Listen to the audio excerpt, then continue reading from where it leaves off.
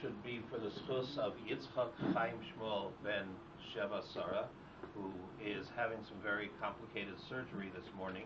He was in a bicycle accident, and he had two shoulders, I believe, broken, and the surgeon is coming in from Florida to do the surgery. So the mother told me that the reason why the surgeon is coming in from Florida is because it's a very complicated surgery that very, very seldom happens. So he wants to do the surgery, so therefore he is coming in.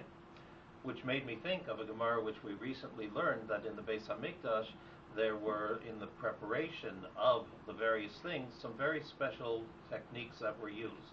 There was one for making the ketores, the incense, and there was another special technique for baking and removing the bread for the lechem hapanim.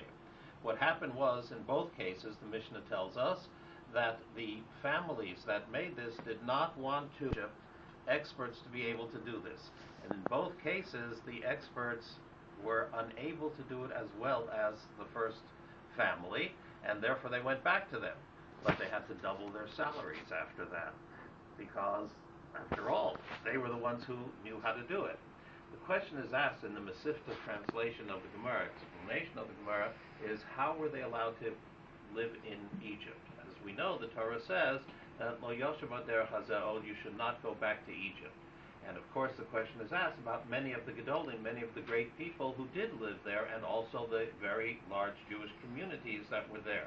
They came from Alexandria in Egypt, that we know historically was one of the largest Jewish communities. And many answers are given as to how they were able to live there, to remain there. Among them are the answers that which was forbidden is only in the cities which in the past had been the real cities of Egypt. They were now living in new cities. Another answer given is that it was only the people that existed at the time that had that law. Another answer, among the many others, is the Torah says, Lo Yoshuv V'derech Hazeh, they shouldn't go back the same way. In other words, the Jews came out of Egypt by a certain path. Going back to Egypt by that path is forbidden. But if they would come in other methods, other ways, other directions, other roads, it would be permitted. And therefore, for example, the Rambam, who came to Egypt from Spain to North Africa, continuing throughout the countries till he came to Egypt, it was for him not forbidden, as for the other Jews and the large Jewish communities who existed even till most recent times there.